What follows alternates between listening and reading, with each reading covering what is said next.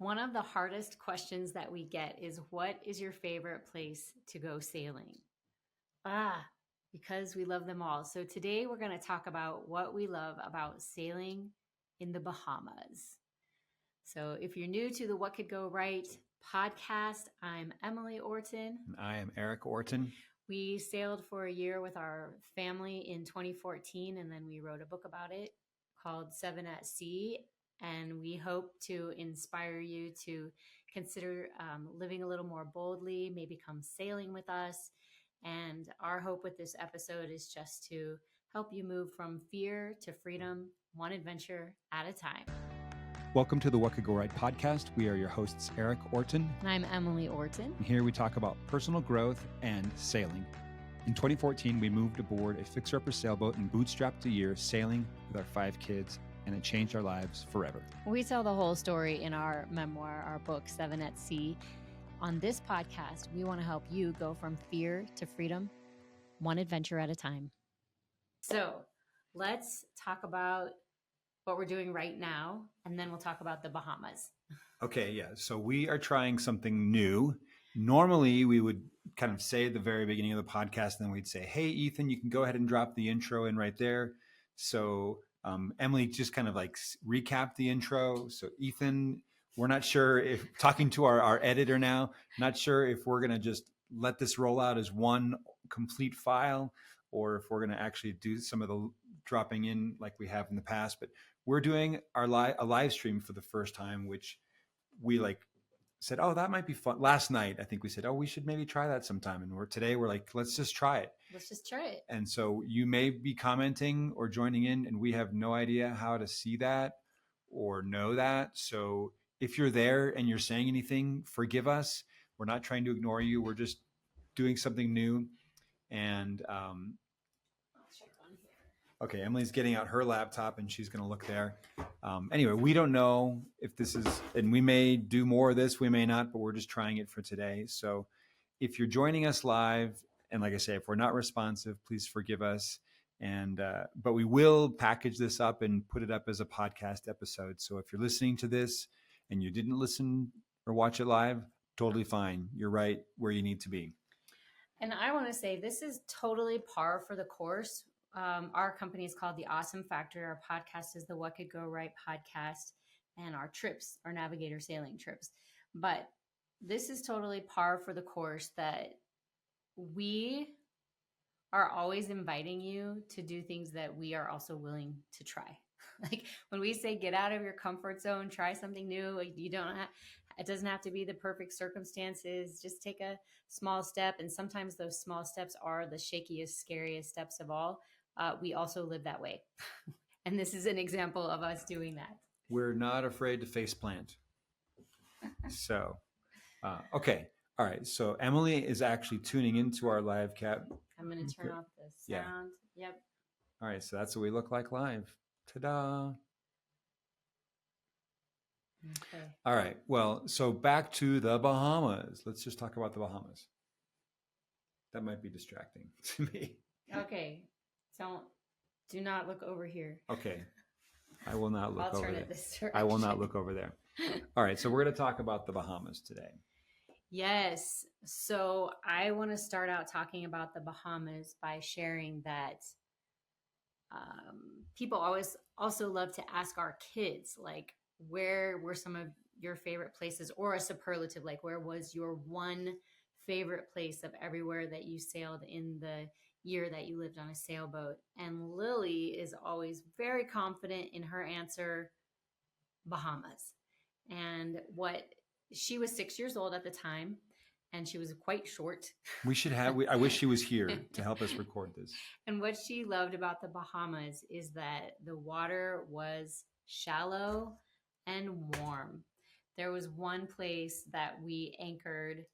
The whole family decided, hey, before we go meet up with a group or hang out with people again in Georgetown, we would like to spend a few days just our family. And so we tucked into a place called Hog Key, I believe. That's correct. And the water was so shallow that we could basically just step off the boat and walk to shore. And Lily was a beginner swimmer at the time. And so she just loved that everywhere there was shallow, warm water and sandy beaches. And she felt like she had so much freedom to roam without us stressing out. Shallow water. It was great for it. And it's all sand. All sand. Oh, so nice. Yeah. Okay. So I think I'll dive in here, I guess pun intended, and say what makes the Bahamas unique.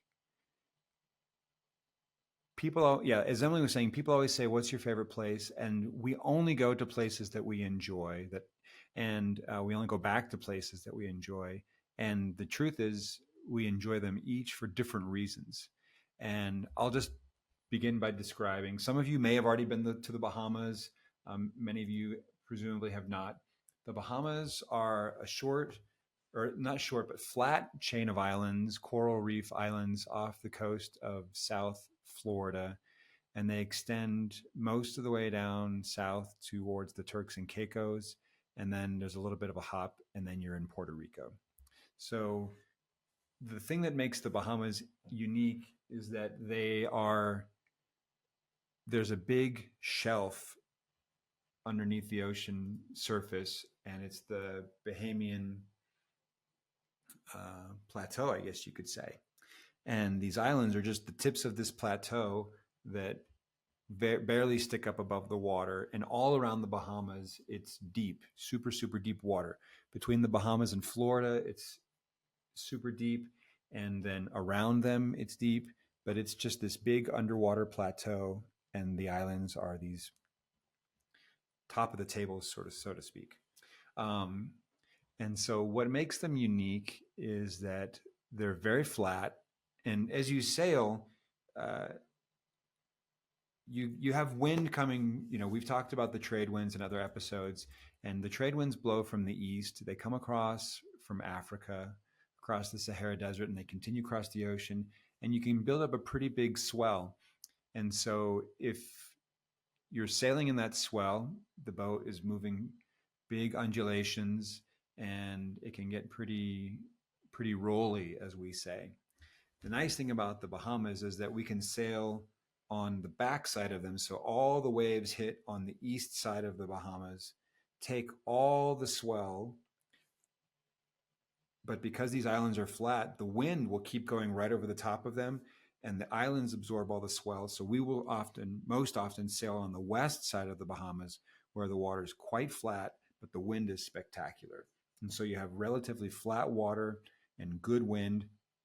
And the most unique thing about the Bahamas is, as Emily pointed out, how shallow it is.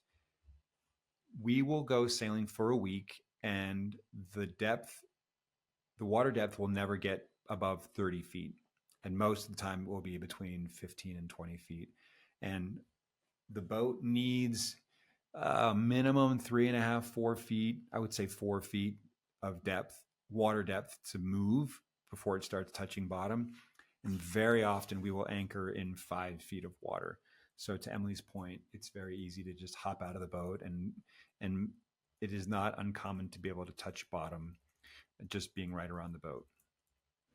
I see you looking stuff up and clacking over there. I can keep talking, obviously. No, I'm just trying to figure it out. We have a couple of people watching, and I'm trying to figure out how to interact with them. So, okay. Anyway. So if you're interacting, just know we see you. We just haven't figured out how to respond. We're new here. Who's there? Can you see? I can't tell. All right. Well, we'll figure this out. But thanks for being here, those of you that are here.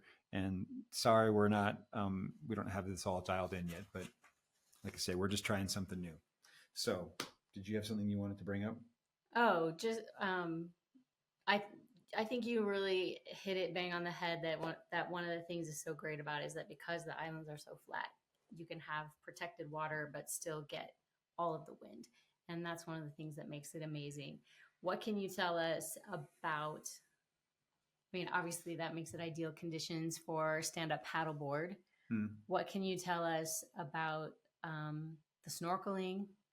I'll just ask one question at a time. Yeah. Well, Actually, why don't I talk about the general route for the week, and that will lead us to some spots that will be specific for snorkeling. Okay, perfect. So this is if you're heading out of Nassau. Yeah, so we have typically sailed out of Nassau, which is a really big cruise ship hub. Lots of flights go in and out of there. There's resorts in There's Nassau. resorts and hotels, and it's a fully industrialized island, and there's casinos and all that sort of stuff. And we have mostly done our trips out of Nassau. This year, we're going to add the Abacos, which are the northern Bahamas. But today, we're just going to talk about trips that originate out of Nassau and head over to the Exumas. And the Exumas are a chain of narrow, teeny islands that just work down from east of Nassau down towards, like I was saying, down towards the Turks and Caicos. And so we'll pick up a boat in Nassau and we'll do a crossing. It's usually about 5 hours. It's the big jump for the week. We'll sail out of Nassau and sail across to the Exuma chain. And what is that sail like? Maybe you can tell us what that is. Is it upwind? Is it downwind? Is it? Usually it's upwind. Okay. Because we're heading east, southeast. And so to be totally honest, it's usually we're motoring because we're heading into the wind. And so it's not like the most glorious sailing day, but it's your first day out on the water. It's just a big, huge expanse. We sail past this one spot called Yellowbank, which is a shallow spot kind of out in the middle of nowhere. And we've seen sharks hunting out there before. It's a great spot to go fishing just because, again, just a shallow spot. Again, the water's only 30 feet deep, but it literally comes up to like 2 or 3 feet deep. And so the reason I know it is because we have to avoid it. We have to not run into the reefs that are there. But that's pretty exciting on your first day when you're coming onto the boat and you're meeting a new group and you've all gone out to dinner the night before. And then you're like, okay, guys, this is it.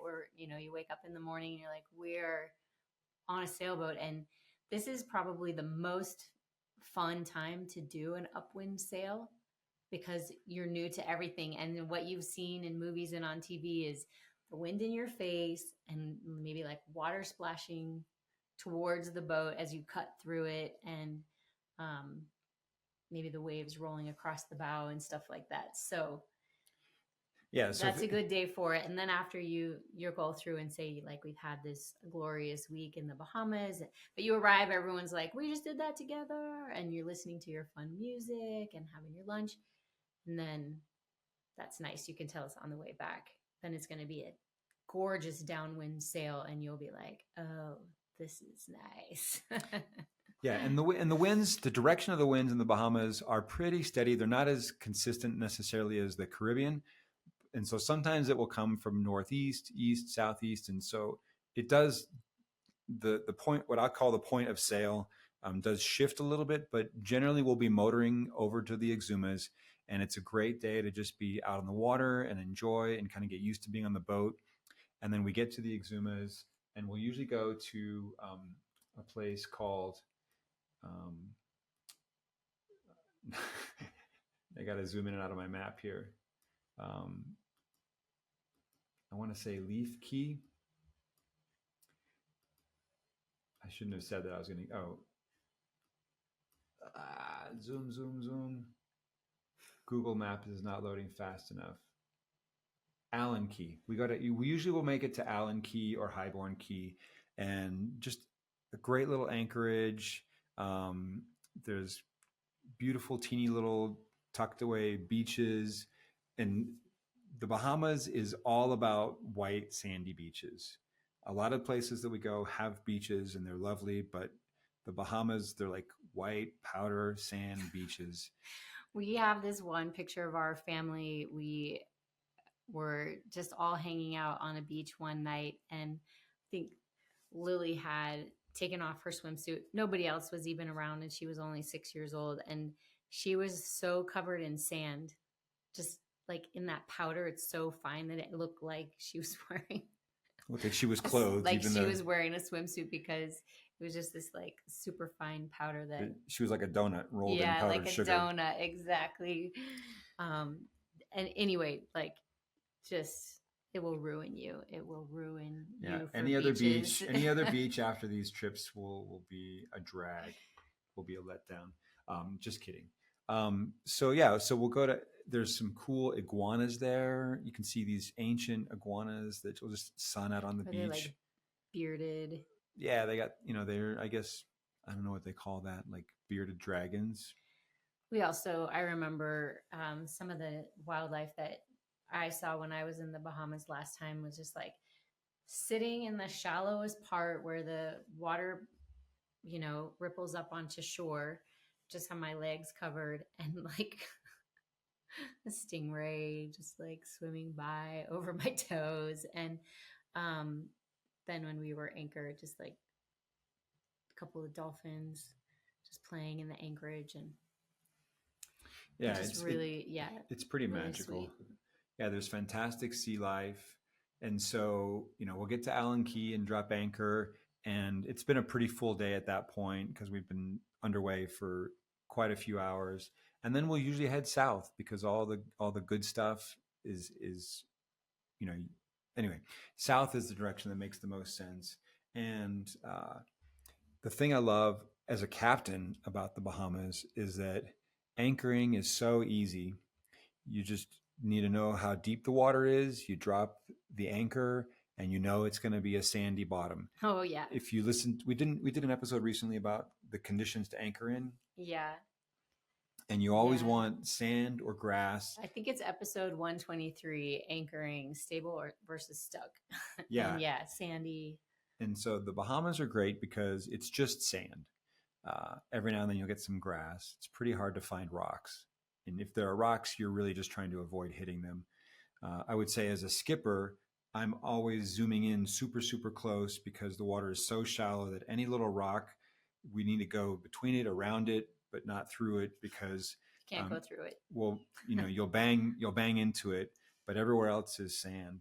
And so, there's just beautiful sea life. And I'm getting back to your question about snorkeling. Yeah. Okay. So first of all, the best thing about the Bahamas is the water is warm. It is so nice. Yeah, I just want to validate, like, it can't be overstated how lovely it is that the water is warm. You never step in and say, "Whoo, refreshing," and then keep going and get over it. Like, it's not Norway. It's just easy. So the water is warm and the water is clear. There's really great visibility. And one place I love to go is called Shroud Key. It's part of a national park. We'll usually sail down into these national park islands. And the Exumas are quite remote. Unlike Nassau, which is hotels, resorts, casinos, cruise ships, when you get to the Exumas, it's pretty hard to find a restaurant. There's only a couple of marinas, and even those are very quiet, very sleepy. And so it's remote, and I like that. You have beautiful light or like dark skies at night to see the stars. Yeah. And there isn't a lot that's gonna dirty the water. I always joke with, everyone gets to Nassau and some people get their day early and they'll stay someplace and like, oh yeah, we were on this little bungalow and we went to the beach and it was so pretty. And then they get to the Exumas and they're like, oh, I had no idea. I thought the beach in Nassau was nice. And then they get out to the Exumas. And so. Oh, that's a great comment. What are some other things that people notice? I think that it's, what do people notice? Like, yeah, when they come on the trip to the Bahamas with you, what are they amazed by? Like, obviously, I thought Nassau had nice beaches, but now we're out here in these. One place that I like to go is a thing called the Lazy River in Shroud Key. And it's a lazy river in the sense that, like in an amusement park or a water park, you get in and the current just takes you. And this is a natural marshy river that goes inland into Shroud Key. It actually cuts through the whole island over to the other side, which is the ocean side, which, as I was saying earlier, is where you have the swell coming in. And so it's a little bit tidal. There's a tide that, at a certain time of day, the water's flowing one way, and at the other other time of day, it's flowing the other way. Yeah. So sometimes it works out that we get in and we flow with the river going in and the river coming out. But either way, you get in there and there are turtles for sure. And it turns into a little game of spot the turtle. Spot the turtle. And you can just, you can turn the outboard on and the dinghy and just sort of zip your way up there. But I find that there's kind of a reverence that settles in once we get there, because we'll have a couple of paddle boards and we'll have the dinghy, and it's shallow enough that in some places you can really walk. It's like up to your waist. And we just find that we don't want to turn the engine on. It's so quiet and peaceful that we'll just, like, sometimes I'll hop out and I'll tie a line around my waist and I'll just pull the dinghy in it. I'll pull the dinghy behind me. And so everybody that's just floating in it can get sort of gondoliered up the river. Or some, we have a couple people on paddle boards, and some people just snorkel their way up and slowly wind our way up what we call the lazy river. And it's just completely untouched, and kind of in some ways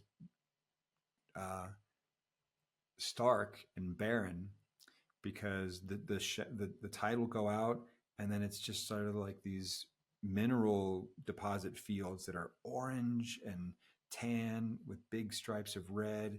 And it's a little bit like Yellowstone and the Caribbean having a baby.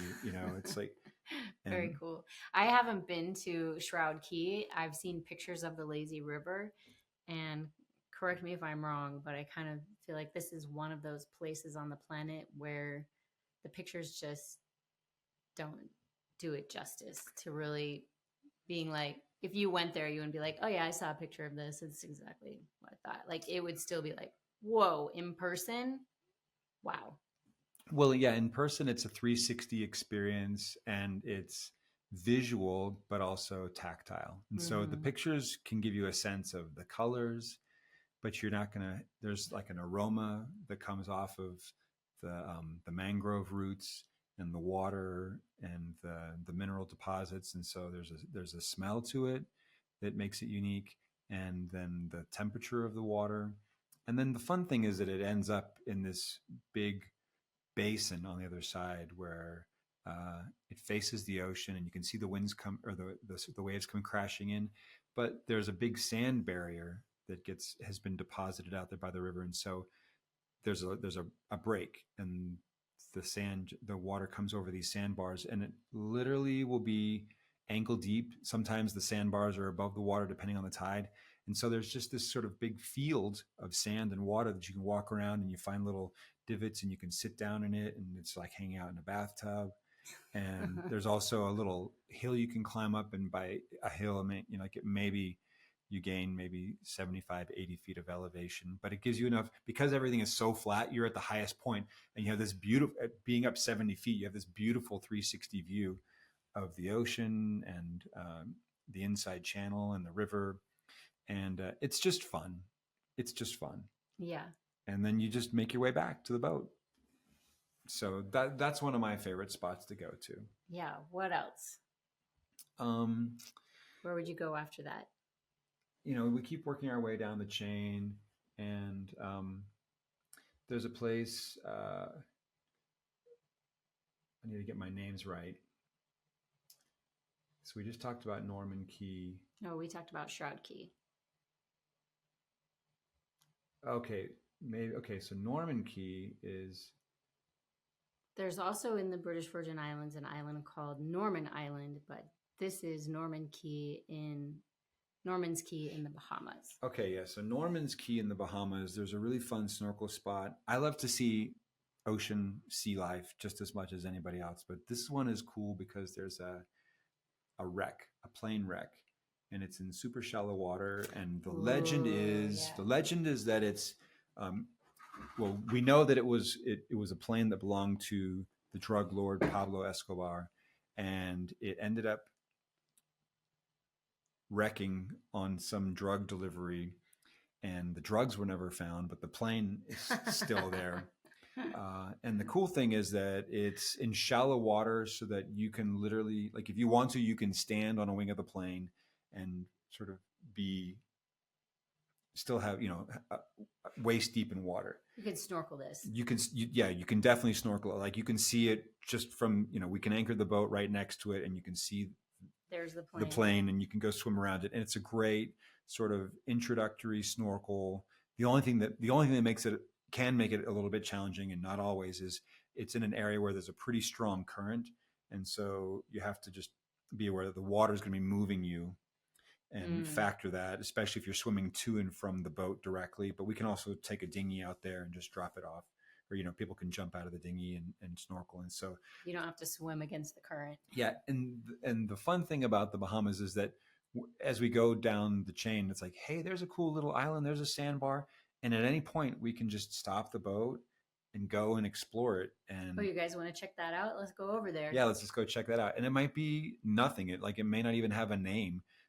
Somebody probably named it at some point, but it's so small that it's not even on the map. And you just go from, there's just so much water that's like chest deep, waist deep, knee deep, ankle deep, and white beaches that are just acres of sand that will then disappear when the tide comes in, and they'll be under a foot of water.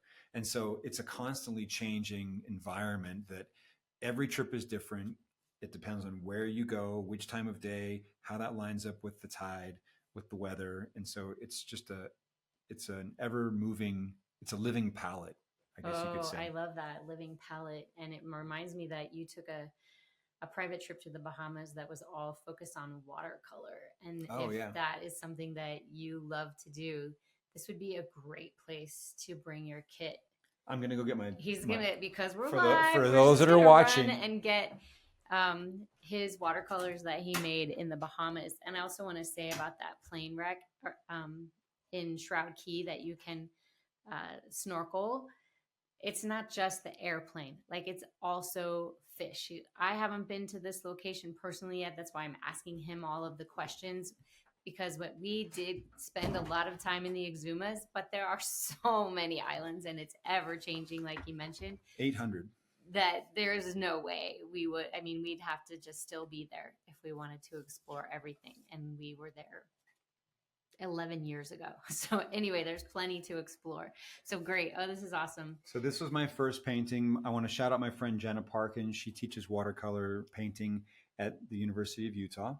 Utah Valley University. Utah Valley University. Correct. Yeah. UVU. And so she put together palettes for all of us. Here, all of this. Will you get your palette? I guess I'll pull this out. It might have dried up at this point, but she created, I have no idea what it looks like. It's just a sketch. Here it says Captain Erik. I can hear it cracking around in there. So these are all It's almost better to like paint pictures of the Bahamas than to take pictures, because I don't know, people are always like, but is that really the color? Like, yes. I don't know. Here you get a better. See if I can get the light on the camera. There we go. Oh, there it is. So you can see this one. And I'll go back to these here. Oh, I showed them. So I can get them close with the light adjusted. So this is beginner artwork. I'm not an accomplished watercolor painter, but it was just really fun and beautiful. And so at sunset and sunrise each day, we would paint. Can you show this one? No, actually. It's one of my favorites. Mine too. So this is actually beginner. I don't know. This is Alan. This is Alan Key, if you're curious, facing south. So now you know what it looks like. Yeah, exactly. So exactly like it looks exactly like that. If you're just listening, you'll have to come check out the YouTube replay. So anyway, yeah, and depending on how many miles we want to put under the keel, there's caves that we can snorkel into. There's just endless beaches, like endless is what it feels like. I think we should talk about the pigs. The pigs. Okay, let's talk about the pigs. What do you want to say about the pigs? Well, I saw a lot of travel magazines that had pictures of these Bahamian pigs and how they would just like swim out to your boat and you could drop food over the side and they'd eat the food. And it was like a real, it is a lot of beaches. It's a lot of beach. And after a while, you might be like, well, there's another beach. I've seen enough beaches. I know. You can get beached out. It took us several months before we were like, oh, there's another beach. That didn't happen to us in a 1 week period. But a lot of people go to see these pigs. And our experience did not did not look magical, but it was adventurous. And we took all the kids, we beached the dinghy up on the shore. We brought some leftover oatmeal. Our kids were so tired of eating oatmeal for breakfast. They're like, maybe I'll feed it to the pigs. Get rid of it. And anyway, those were some seriously entitled pigs, and they just came right after the food. And did we have any more? And they started like gnawing on the rope for our dinghy, and the little kids got really scared. And the pigs kind of attacked us. They kind of like came after us. They were like a gang of pigs. They're like, hey, where's our food? We want more food. They were extorting us. So we got everybody back. They were extorting us. Extorting us, yeah. Yes. So good one. Let's take a moment and appreciate that joke. Anyway, it was not the magazine, like the glossy travel magazine experience that we had expected it to be. We're just like, oh my gosh, these like halfway domesticated gang of pigs are chasing us, chasing our kids, trying to eat our dinghy, and also leaving like massive turds in the water. We're like, this is not glamorous. We have to get out of here. I'll just say this. But it was still fun to go see them. Yeah, if you want to read our firsthand account of our experience with the pigs, it's in 7 at Sea. I believe so. Is that right? Yes. I'll just say this. On all of our trips to the Bahamas since then, I've never taken a group to see the pigs. But if you want to see them. But if there's like a majority vote of people that want to do it, we can see the pigs. I just want you to be forewarned. And you could just stay in your boat. Yeah, I will take pictures of you from a distance. Anyway, if you have also if you're here listening about sailing or hearing about the trips that we take or the adventures that we go on, it's quite possible you have also heard of these pigs or seen pictures of them in the really glossy travel magazines. And anyway, we probably wouldn't give them a 5-star review, but it really was a great story, and I'm glad we saw for ourselves. And I'm going to switch gears from animals and sea life to actual sailing. One of the things that people always say, how fast can these boats go? And I will let you know that I've sailed slow in the Bahamas, and I've sailed very fast in the Bahamas. And in fact, the fastest we ever sailed our own sailboat was in the Bahamas. And it was 14 knots of boat speed, and it was overnight, and we were crossing from I forget where to a place called Long Island. And so the conditions, and I haven't quite sailed that fast on any other cat since then. I've sailed very fast in other places like Croatia most recently, but the sailing can be really fantastic. Not every day, I'm not going to make promises that every day is going to be an incredible sailing day, because the weather, like I said, the conditions change daily, weekly, so on. But we always try to go at prime time. And so the chances of getting in some really good sailing are really good.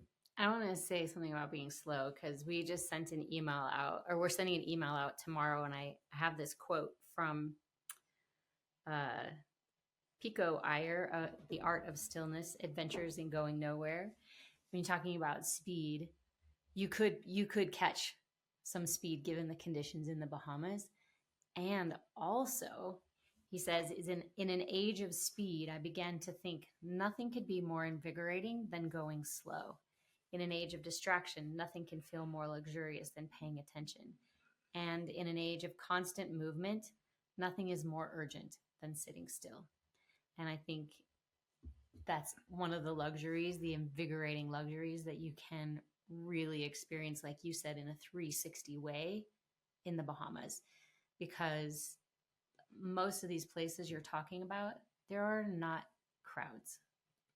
No, it's like, it's very hard to find a crowd in the Exumas. And that might be just what you're looking for. And just to be clear, when I say the boat's going fast, I know 14 knots. 10 knots is going to be roughly 11 miles an hour. I think I'm doing the math right. Like you've probably gone faster on a bicycle. Yeah, like when I say like really fast speeds, it's slower than a bicycle. So even the fast stuff is slow. And we can go even slower. But it feels so good because you're like, your whole body's like in the wind and the sail is full and it's like woohoo. And there's a lot of woohoo factor. Yeah, there's a lot of woohoo, and you're moving your house at that speed. The home that we're living in for the week, with our bedrooms, our kitchen, our bathrooms. Imagine your house moving through like across anything at 10 miles an hour. That's a very fast moving house. And then imagine it moving across a turquoise water. Okay, speaking of the color, and I think I will wrap here unless you have other things you want to say. My friend Jana, who brought us out and taught us watercoloring, she lives and breathes color and names of color. And she got to the Bahamas and she just said, I've never seen water like this. I've never seen these colors with my actual eye. And she says, I always thought the pictures were photoshopped or enhanced. And she's like, it's just unreal, the colors that you get to see with your eyes, with your naked eyes. And coming from somebody who has spent a lot of time looking at colors, observing colors, naming colors, recreating colors, to have her say that, I mean, I love it. We only go back because I love it. But to hear her talk about it that way was really validating, and I could say eye-opening, but I won't.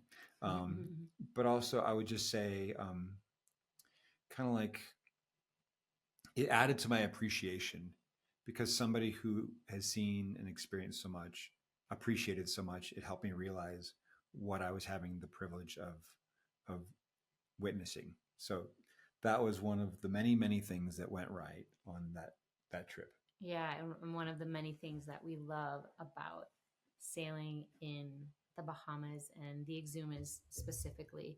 So I guess I do have a question for you, and that is, this episode is, we're recording this in 2025. When are you going to the Bahamas again? We have a sold out trip there in December, but we're going to be there in April. We're going to do a trip to the Abacos, which is north of the Exumas, also gorgeous. And then we're going to be back in the Bahamas November of 2026. In Nassau.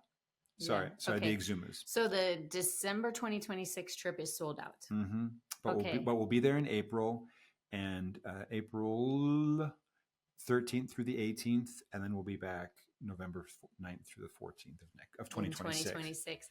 All right. Well, you can always find us at theawesomefactory.nyc, as in New York City, where we started this company, theawesomefactory.nyc, and join our email list or poke around and see how you want to connect with us, or set up an appointment to chat with us about a trip if you might be interested in going to one of our beautiful locations, and especially if you've been inspired to come to the Bahamas.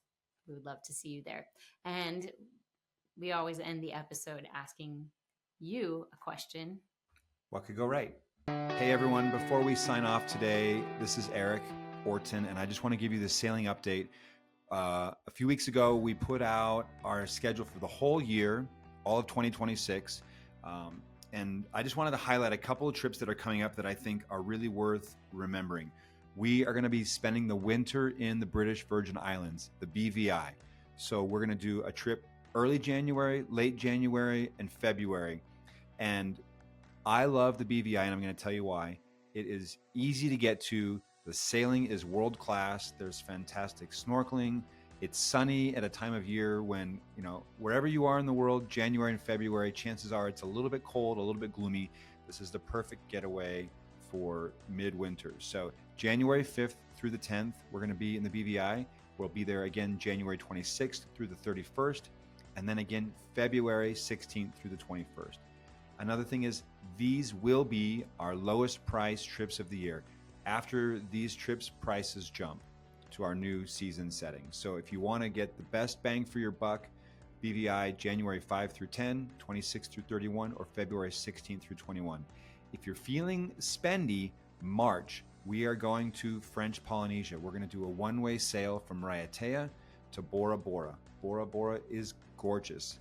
The last time we were there was, I want to say 2017. So we don't go very often. It's almost double the cost of our other trips. If you can afford it, it's super worth it.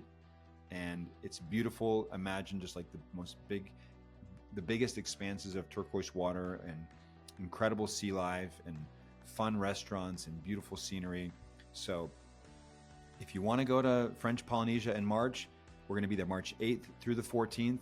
If not, if that's a little bit out of your range, which I totally get, our January and February trips to the BVI are going to be your best deal for the year. So click the button or just go to the Awesome Factory the Awesome Factory sorry, let me get this right. The Awesome Factory.nyc/sailing. That'll take you to the page that explains everything. Let's hop on a call, or you can email us at hello@theawesomefactory.nyc. Would love to sail with you in Q1 of next year. There's a couple of spots left on each of the BVI trips, so we'd love to welcome you aboard, and whether there or Bora Bora, either way, it'd be fun to sail together. Before we wrap up entirely, people go sailing with us, and I want you to hear from them directly what kind of experience they have. So here's a sailing takeaway from somebody who's gone sailing with us recently. No pressure. Okay. Something I was apprehensive about was if we went to the baths, the fact that you had to swim from the dinghy line to the shore. And according to the internet, it's a rough swim with strong currents. So I hooked a ride on the side of the paddleboard on the way in. So I got there, and then I wasn't sure if I was going to make it back to the boat, but I did make it back to the boat. So that was the thing I was apprehensive about. Takeaways, I thought I had packed minimally enough. I brought 2 shirts. I ended up buying one. I only wore my other shirt one time. I could have packed less. I could have brought 1 shirt. I could have brought 2 swimsuits. So I could have packed even less than I did pack. And what I would tell somebody thinking about taking this trip is you will go to places you didn't even know existed. And then we'll have a gift shop and you'll buy a t-shirt. Also, ice cream out of a wine glass tastes really good.